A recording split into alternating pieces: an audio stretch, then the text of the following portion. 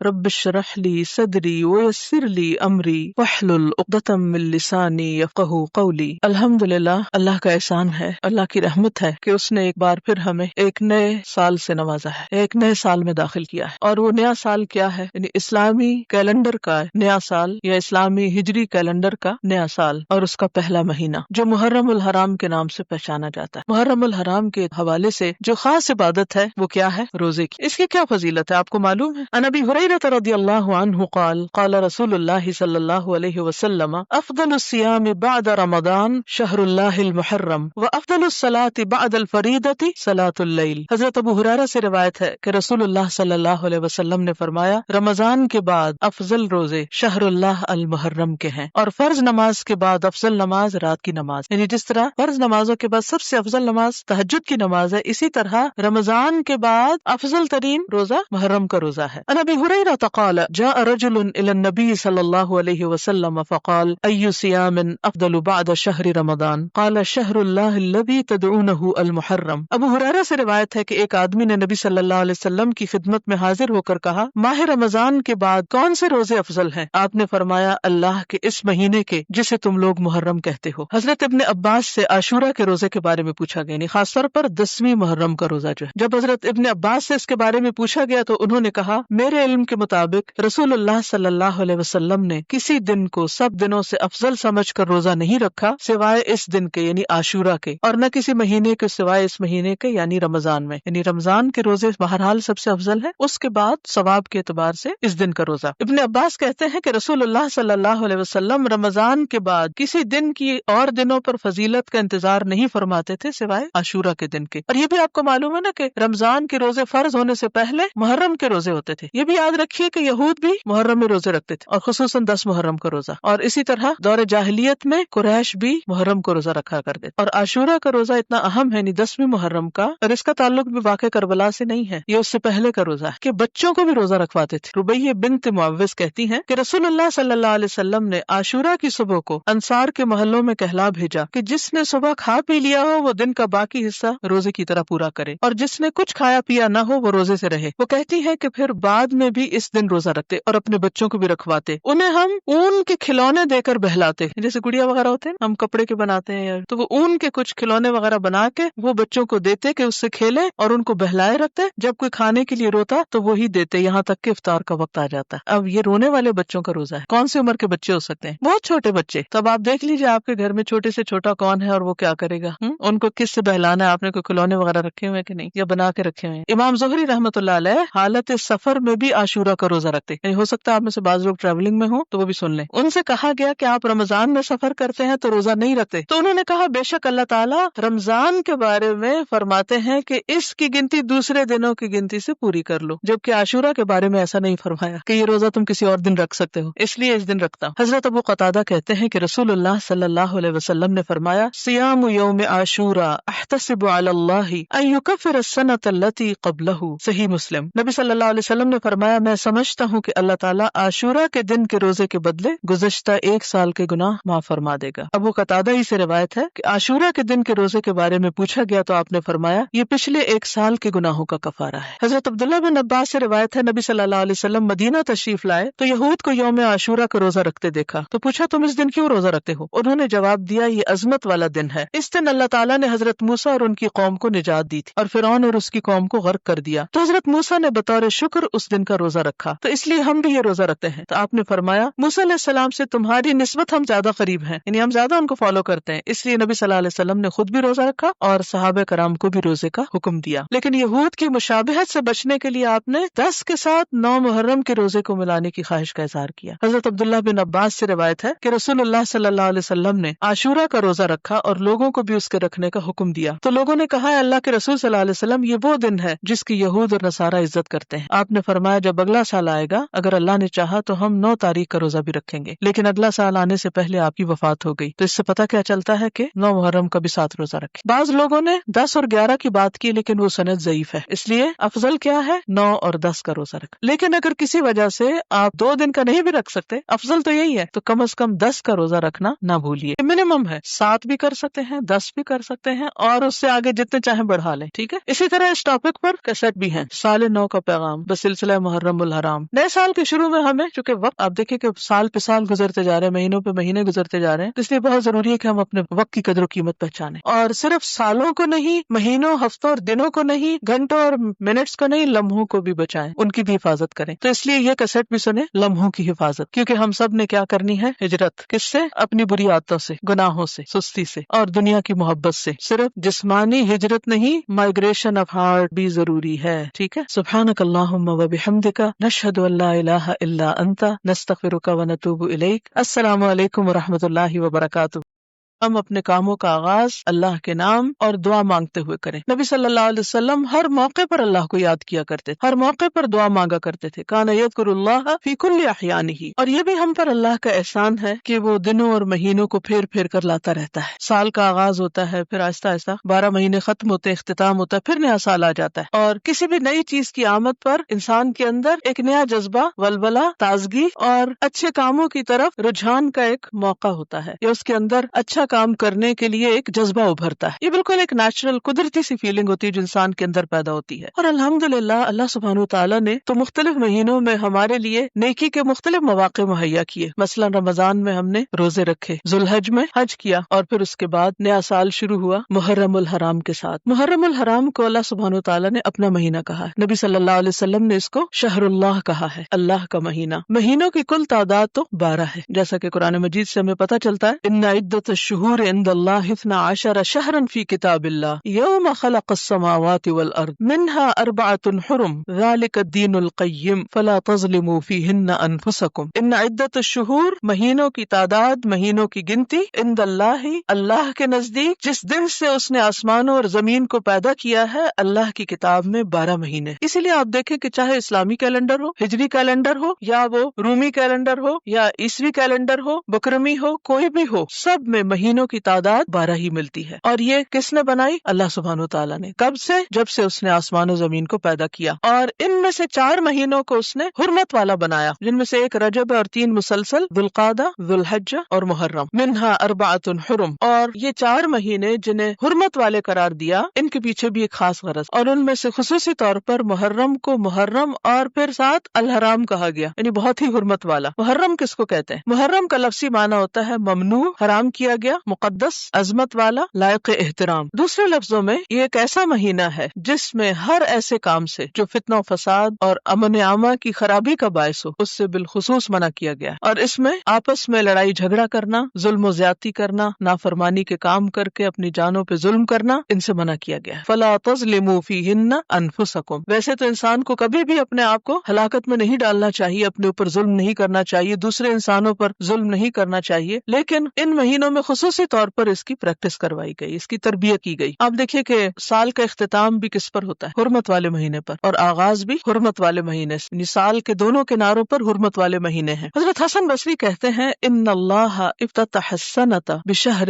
حرام واختتمها بشہر حرام فلیس شہر فی السنۃ بعد شہر رمضان اعظم عند اللہ من شدت تحریمہ. اللہ سبحانہ وتعالی نے سال کا آغاز بھی حرمت والے مہینے سے کیا اور اختتام بھی حرمت والے مہینے سے کیا. پس سال بھر میں رمضان کے بعد اللہ کے ہاں شدت حرمت کے حوالے سے ماہ محرم سے بڑھ کر اور کوئی مہینہ نہیں. کس کا قول ہے یہ؟ حسن بصری کا. کیا کہتے ہیں کہ رمضان کے بعد سب سے زیادہ حرمت یا شدت حرمت کس مہینے کی ہے؟ محرم کی. اسی لیے اس کو کیا کہا گیا؟ محرم الحرام. حج کے مہینے میں لوگ جب حج پہ جاتے ہیں تو کیا کرتے ہیں؟ احرام پہنتے ہیں، اور حالت احرام میں کیا کچھ منع ہوتا ہے؟ الحج اشہر معلومات فمن فرض فیہن الحج، یعنی احرام پہن کے فلا رفث ولا فسوق ولا جدال فی الحج. فسوق، جدال سختی سے منع. جس معاشرے کے اندر جن لوگوں کے درمیان 2 چیزیں ختم ہو جائیں، کیا؟ گناہ اور جدال، آپس کا لڑائی جھگڑا، تو وہ معاشرہ کیسا معاشرہ؟ اگر کسی گھر کے اندر سے یہ 2 چیزیں نکل جائیں، کون سی؟ گناہ کے کام اور لڑائی جھگڑا، تو وہ گھر کیسا گھر بن جائے گا؟ امن والا. اسی طرح کسی شہر سے، کسی ملک سے جب یہ 2 چیزیں نکل جاتی ہیں تو وہاں پر امن و امان ہو جاتا ہے. حج پر بھی اسی کی پریکٹس کروائی گئی. پھر حج سے واپس آؤ تو پھر بھی اپنی اس کیفیت کو برقرار رکھو، اس حرمت کا خیال رکھو۔ حرمت پامال ہوتی ہیں دو طرح سے، ایک اللہ کی نافرمانی کر کے اور دوسرے بندوں پر زیادتی کر کے، لڑائی جھگڑا اور فتنہ فساد کریٹ کر کے۔ بہت حیرت ہوتی ہے جب لوگ خوشی خوشی حج پہ جاتے ہیں اور لاکھوں کے مجمع میں بڑے امن و امان کے ساتھ سارے کام کر رہے ہوتے ہیں، جب واپس آتے ہیں تو کوئی حج کا سفر نامہ لکھتا ہے، کوئی اس کی روداد بڑے خوبصورت انداز سے سناتا ہے، بڑے والہانہ انداز سے، کئی دن تک مجلسیں جمتی رہتی ہیں، رشتہ دار دوست احباب آتے ہیں، مبارکیں دیتے ہیں، کھانوں کی دعوتیں ہوتی ہیں، اور حاجیوں کے گرد ایک ہجوم ہوتا ہے لوگوں کا حج کا تذکرہ سننے کے لیے، اور لوگ بھی بہت شوق کے ساتھ حرم مکی اور حرم مدنی کے قصے سناتے ہیں، ہوتا ہے نا ایسے۔ لیکن وہی لوگ اپنے گھروں میں ایک دوسرے کی عزت اور احترام نہیں کرتے، اپنے ملک میں ایک دوسرے کا ادب احترام عزت نہیں کرتے، چھوٹی چھوٹی بات پر دوسروں کے گلے پڑنے کو تیار ہوتے ہیں۔ حالانکہ حدیث میں آتا ہے المؤمن اکرم حرمتا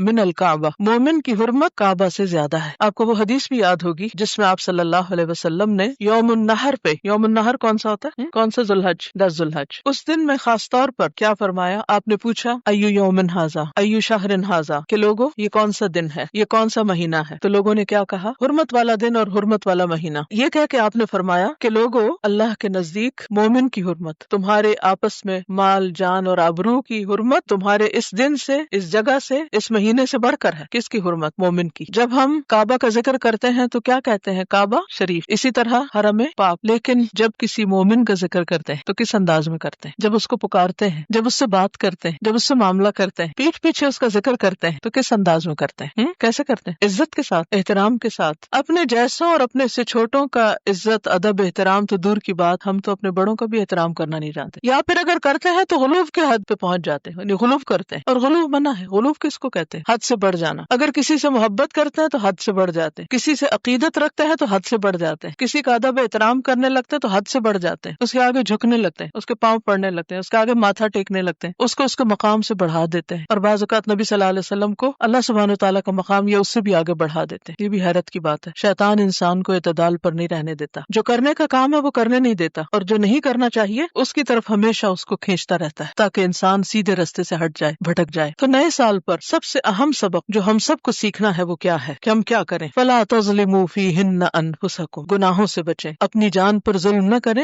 گناہ کر کے، اور اسی طرح کس سے بچیں؟ دوسروں کی بے حرمتی سے، دوسروں کو بے آبرو کرنے سے، یعنی کوئی ایسا کام نہ کریں کہ جو اللہ کی ناراضگی کا سبب بنے، یا بندوں کے دل توڑنے کا سبب بنے، یا بندوں کو ناراض کرنے کا سبب بنے، رشتوں کو توڑنے کا سبب بنے۔ اللہ کی نافرمانی کے کاموں میں عام طور پر کیا کام ہوتے ہیں؟ فرائض سے غفلت، بدعات کا ارتکاب، ان کاموں کا کرنا جن سے اللہ نے روکا ہے، یعنی حرام کام، منکرات، ان تمام چیزوں کا ارتکاب۔ یہ کر کے انسان دراصل اپنی جان پہ ظلم کر رہا ہوتا ہے۔ اسی طرح دوسروں کے ساتھ ظلم اور زیادتی، کسی کی غیبت، کسی کو تانا دینا، کسی کا مذاق اڑانا، کسی کو اپنے سے حقیر سمجھنا اور حقیر سمجھ کر اس سے معاملہ کرنا، اور اپنے آپ کو بڑی چیز سمجھنا کسی بھی اعتبار سے کہ میں بڑا عقل مند ہوں، بڑا صاحب علم ہوں، بہت سمجھدار ہوں، یعنی کسی بھی طرح خود کو فضیلت دے کر دوسرے کو اپنے سامنے حقیر کرنا، یہ تمام چیزیں دراصل خود اپنی جان پر ظلم کے برابر ہیں۔ ابن عباس سے روایت ہے کہ رسول اللہ صلی اللہ علیہ وسلم نے حجۃ الوداع کے موقع پہ فرمایا، تمہارا خون، تمہارا مال اور تمہاری عزت ایک دوسرے پر اسی طرح حرام ہے جس طرح تمہارے آج کے دن کی، اس شہر کی اور اس مہینے کی حرمت۔ یہ کس کا پیغام ہے ہم سب کے نام؟ رسول اللہ صلی اللہ علیہ وسلم کا۔ کیا کچھ منع ہے، کیا کچھ حرام ہے؟ خون، قتل نہیں کر سکتے، کسی مومن کی جان نہیں لے سکتے۔ کیا ہم اہل پاکستان اللہ کے رسول صلی اللہ علیہ وسلم کے اس حکم کو جانتے ہیں؟ اگر جانتے ہیں تو کیا مانتے بھی ہیں؟ کسی بھی دن کا اخبار اٹھا کے دیکھ، اگر وہ قتل کی خبر سے پاک ہو کسی نہ کسی انداز میں، چاہے وہ ذاتی رنجش ہو یا کوئی سیاسی رنجش ہو یا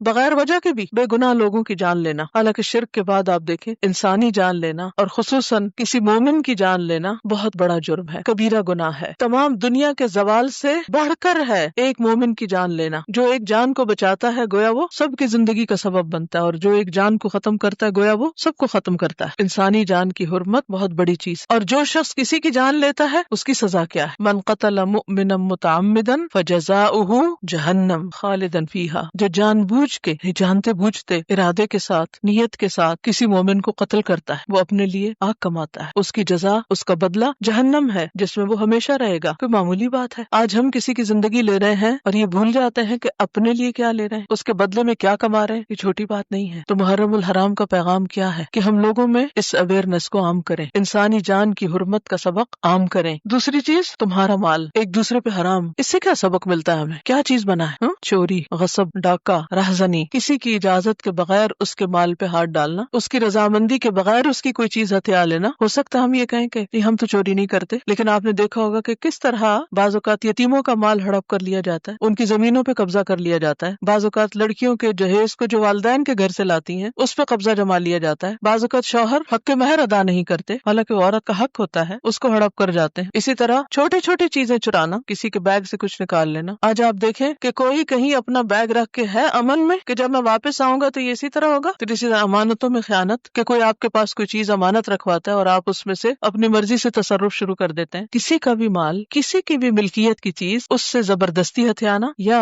इजाजत के बगैर या किसी तरह जोर जबरदस्ती जबर से चोरी करके या सामने से लूट के, ये सब कुछ हराम। क्या सजा है चोरी की? हाथ काटना। और राहजनी और लूटमार की सजा क्या है? मुखालिफ समझ से हाथ पांव काटना। इबरतनाक सजाएं। लेकिन आज कितने घर महफूज है, कितने लोग महफूज हैं, और ये कौन कर रहा है? कौन किसके दर पे है? मोमिन के। चोरी करके भी अपने आप को फिर ईमानदार कहते हैं। ईमान तो रहता ही नहीं उस वक्त जब बंदा चोरी कर रहा होता है, और अगर वो तौबा नहीं करता तो सख्त पकड़ है। और तौबा कब होती है? चोरी का सामान घर में रख के नहीं, आप चोरी की चीज अपने पास हथियाए रखें, छुपाए रखें, इस्तेमाल करें, दूसरे को ना दे और कहें मेरी तौबा, अब हज कर आऊंगा तो तौबा हो जाएगी मेरी। चोर की माफी कब होती? जब वो चोरी किया हुआ माल उसके मालिक को वापस लौटाए, क्योंकि हुकूकुल इबाद उसी वक्त माफ होंगे जब बंदे माफ करेंगे। तीसरी चीज जिसे हराम करार दिया गया वो क्या है? इज्जत। ये कैसे पामाल की जाती? किस किस तरीके से? क्या किसी की गीबत करना उसकी इज्जत पामाल करना है? किसी का मजाक उड़ाना, किसी को जलील करना, किसी भी तरह किसी की तहकीर करना? तो हम सबको अपने साथ अहद करना है क्या कि हम अपनी जबान, अमल और रवैये से हर ऐसे काम से बचेंगे जो दूसरों के लिए अजियत और तकलीफ का बायस बने, या जिससे किसी की दिल आजारी। हमें किसी की दिल आजारी नहीं करनी। हमें की बजाय भी अगर आप मुझे कहें ना कि मुझे किसी की दिल आजारी नहीं करनी, कहीं बड़ा बड़ा लिख के सामने लगा, क्योंकि हम हर थोड़ी देर के बाद भूले हुए होते हैं ये सबक। तो हर नए साल में एक नई आदत तो इख्तियार करनी चाहिए, एक गलत आदत तो छोड़नी चाहिए और अपना मुहासबा खुद करना चाहिए। फिर इसी तरह देखिए कि आम लोग तो आम लोग, क्या हम में से किसी को ये ज़ेब देता है कि वो सहाबा कराम के खिलाफ कोई बात करे? हमारी इज्जत बड़ी है या उनकी इज्जत? नबी सल्लल्लाहु अलैहि वसल्लम ने सहाबा के बारे में क्या फरमाया था? आपने फरमाया ला तसुब्बू अस्हाबी फलौ अन्ना अहदकुम अनफक़ मिथला उहदिन ज़हबन मा बलग़ मुद्द अहदिहिम वला नसीफ़हु। मेरे सहाबा को गालियां मत देना, उनको बुरा भला न कहना। तुम में से खा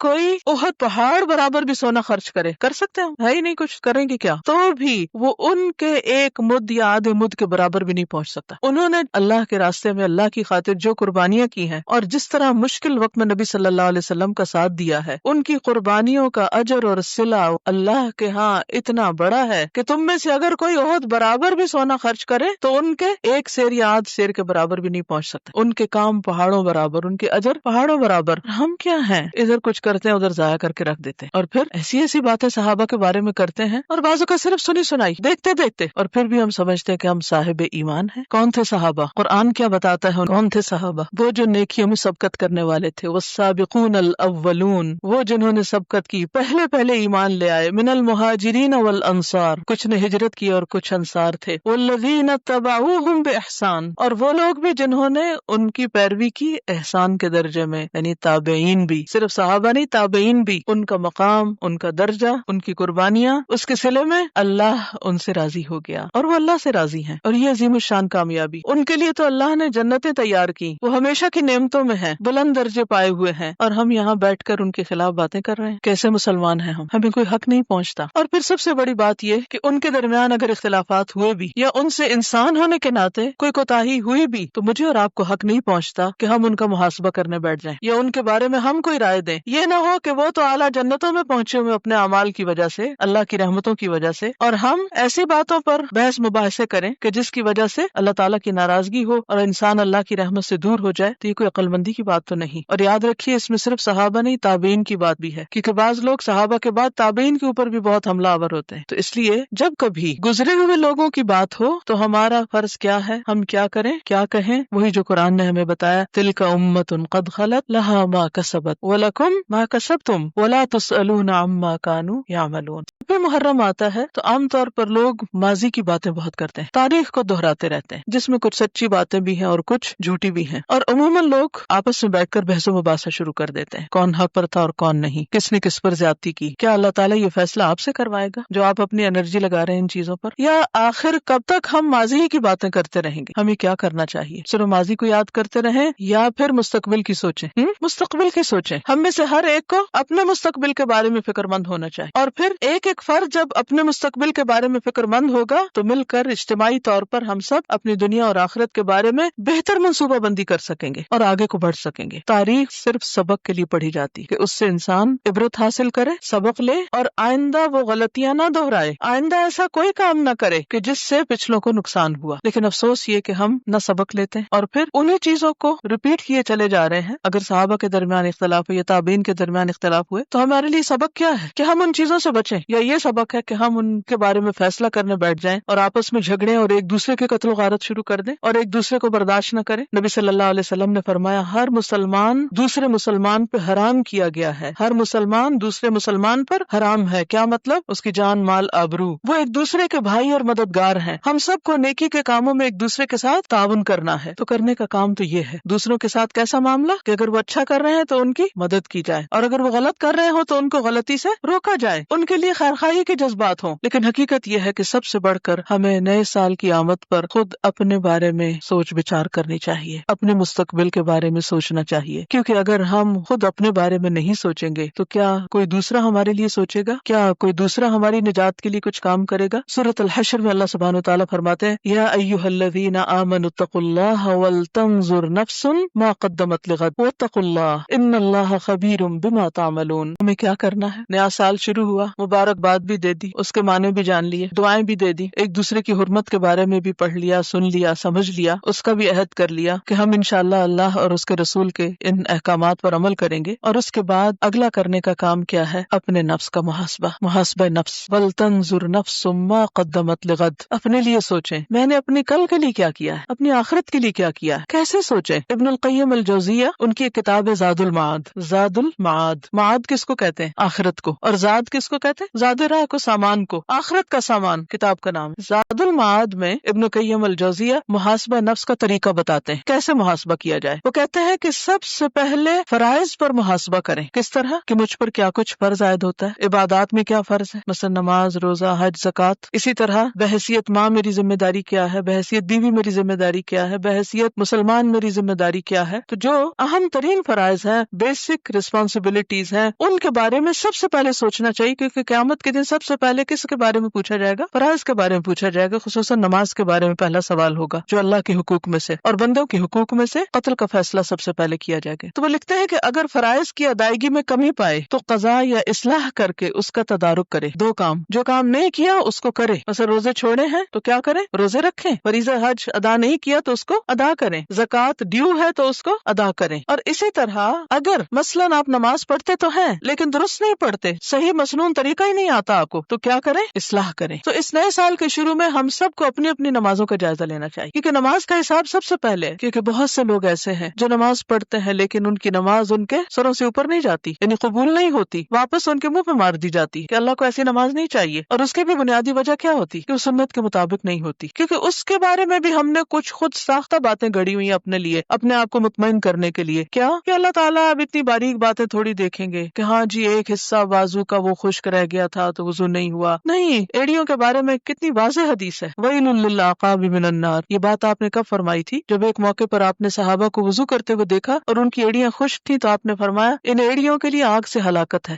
کتنے ہی لوگ ہیں وضو کرتے ہیں، کوہنیاں خشک رہ جاتی ہیں، ایڑیاں خشک رہ جاتی ہیں، پوری طرح چہرہ نہیں دھوتے ہوں، بعض اوقات لوگ چھینٹے مار دیتے ہیں اور کام ختم کر لیتے ہیں۔ پتہ ہی نہیں کہ وضو کیسے کرنا ہے، پتہ ہی نہیں کہ صحیح قیام کیسے کرنا ہے، رکوع کیسے کرنا ہے۔ بہت سے لوگ رکوع کرتے ہیں لیکن پوری طرح جھکتے ہی نہیں، آدھا سا رکوع ہوتا ہے۔ سجدہ کرتے ہیں، پوری طرح سر ٹکاتے ہی نہیں، پورے اعضاء سجدے کے زمین پہ لگاتے ہی نہیں، ناک زمین کو لگتا ہی نہیں، اور وہ اٹھ جاتے اور وہ سمجھتے ہماری نماز ہو گئی۔ بعض لوگ لباس صحیح طور پر نہیں پہنتے، بعض اس میں اللہ کو یاد نہیں کرتے۔ کیا ان چیزوں کی اصلاح کرنا چاہیے؟ نہیں۔ سوچئے کتنے سال کی ہوں میں، 20، 30، 40، 50، کتنا اور جینا ہے۔ اگر اتنے سالوں میں بھی ابھی تک میں نے اپنی نماز کی اصلاح نہیں کی تو پھر آخر کب کروں گی؟ تو اس سال کا ٹارگٹ نمبر 1 کیا ہونا چاہیے؟ نماز کی 100% اصلاح، اور اس کے لیے نماز نبوی کتاب اور کیسٹس، اور اس کے علاوہ بخاری کا کتاب الصلاۃ اور بھی کتابیں جو آپ کو ملتی ہیں ان کو آپ دیکھیے، اپنے آپ کو ایک ایک سٹیپ پہ چیک کیجئے کہ کیا میرا وضو، میرا لباس، یعنی جو بنیادی شرائط ہے نماز میں ایون داخل ہونے سے پہلے ان کے پورے مسائل مجھے معلوم ہے، پاکی اور ناپاکی کے سب باتیں مجھے معلوم ہے، تو ان سب چیزوں کی اصلاح۔ پھر کہتے ہیں کہ پھر منہیات پر محاسبہ کرے۔ منہیات وہ چیزیں جن سے منع کیا گیا ہے، اپنا جائزہ لیجئے کہ کون سی ایسی چیز اب تک میری زندگی میں شامل ہے جس سے اللہ نے روکا اور مجھے پتا ہے اللہ نے اس سے روکا ہے اور میں پھر بھی کیے چلے جا رہی ہوں۔ ہم میں سے ہر ایک کو پتا ہوتا ہے نا کہ کون سی چیزیں اللہ کو پسند نہیں نہیں، ہم جانتے بھی ہوتے ہیں لیکن پھر بھی کیے چلے جاتے ہیں. تو اس کا حل کیا ہے، اس کا علاج کیا ہے، کیا کرنا چاہیے؟ صرف لکھیں نہیں، بولیں بھی، دیکھیں بھی، سوچیں بھی اور بھی کریں. تو کاپیاں بھرنے سے تھوڑی کام چلے گا. کیا کام ہے، کیا کرنا چاہیے؟ منہیات کو چھوڑ دینا چاہیے. چلیے اگر سب کچھ بیک وقت چھوڑنے کی ہمت صلاحیت نہیں تو کم از کم ایک یا دو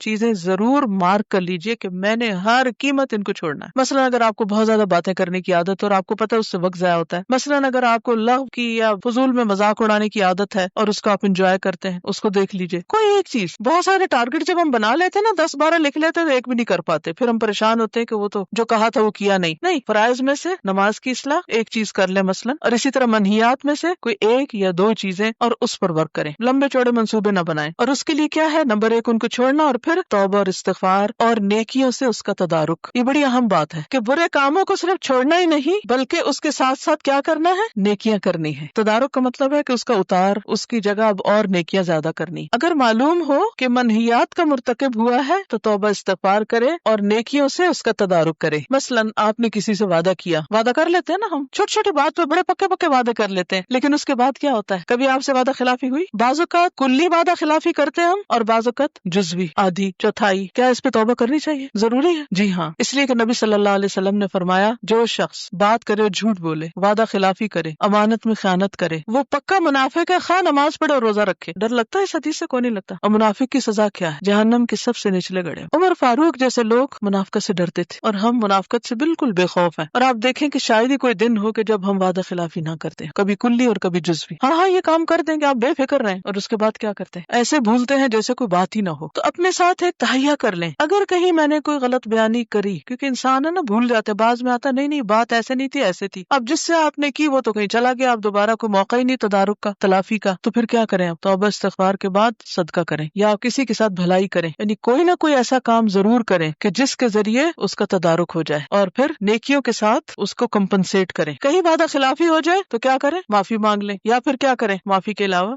یاد آئے تو پورا کر دیں، چاہے اللہ سے کیا ہو چاہے بندوں سے کیا ہو. اور اسی طرح کثرت سے کوئی نہ کوئی نیکی کا کام کرتے رہیں، کسی کے کام آئے، کسی کی مدد کریں، کسی کی خدمت کریں، کیونکہ بعض اوقات مال نہیں ہوتا اتنا کہ صدقہ کر سکیں، تو اس میں کسی بھی طرح کیا کریں؟ کوئی نیکی کا کام کریں، تو انشاءاللہ اس سے اس کا تدارک ہو جائے گا. پھر ابن القیم کہتے ہیں کہ غفلت پر اپنا محاسبہ کرے، فرائض کی ادائیگی، منہیات اور غفلت پر محاسبہ. ہم غافل ہوتے، فرائض سے غافل، ذکر سے غافل، نیکی کے کاموں سے غافل. وہ کہتے ہیں کہ اگر مقصد تخلیق سے اپنے آپ کو غافل پائے، یعنی پتہ ہی نہیں میری کریشن کا مقصد کیا ہے، تو ذکر و اذکار اور اللہ کی طرف متوجہ ہو کر اس کا تدارک کرے، اللہ سے دعا مانگے، اللہ سے رہنمائی مانگے، مدد مانگے. اب دیکھیے کہ مثلاً اگر آپ نے ذو الحج میں حج کیا اور تمام شرائط کو پورا کرتے ہوئے حج کیا، تو اس کے لیے اللہ کا وعدہ کیا ہے کہ وہ پچھلے سارے گناہ معاف کر دے گا. اس میں اپنا محاسبہ کرتے رہنے کی ضرورت ہے کہ اچھا اس پر لکھے. لیکن اگر حج کا موقع نہیں ملا اور ابھی پیچھے بہت ساری ایسی چیزیں ہیں جو ٹھیک نہیں ہیں، تو کبھی آپ ہوم ورک کرتے ہیں اور اس میں کوئی چیز ٹھیک نہیں لکھی جاتی تو کیا کرتے ہیں؟ رب کرتے ہیں، مٹاتے ہیں، وائٹنر لگاتے ہیں، ریزر لگاتے ہیں اور اس کو صاف کرتے ہیں. تو توبہ اور استغفار کے ذریعے اس کو صاف کریں. لیکن یاد رکھیں کہ بہت ضروری ہے کہ انسان نیکیوں پر استقامت کے لیے اسباب اختیار کرے، اور ان اسباب میں ایک بہت اہم صحبت صالح، نیک لوگوں کی صحبت. عموماً گناہوں کا ارتکاب کب ہوتا ہے، کیوں ہوتا ہے، کہاں ہوتا ہے؟ بتائیے. اپنا ہم سب جائزہ لیں، کہاں ہمارے منہ سے غلط باتیں زیادہ نکلتی؟ غلط ماحول میں، ایسے لوگوں کی کمپنی میں جو خود کیئر لیس ہے، تو انہیں دیکھ کر ہم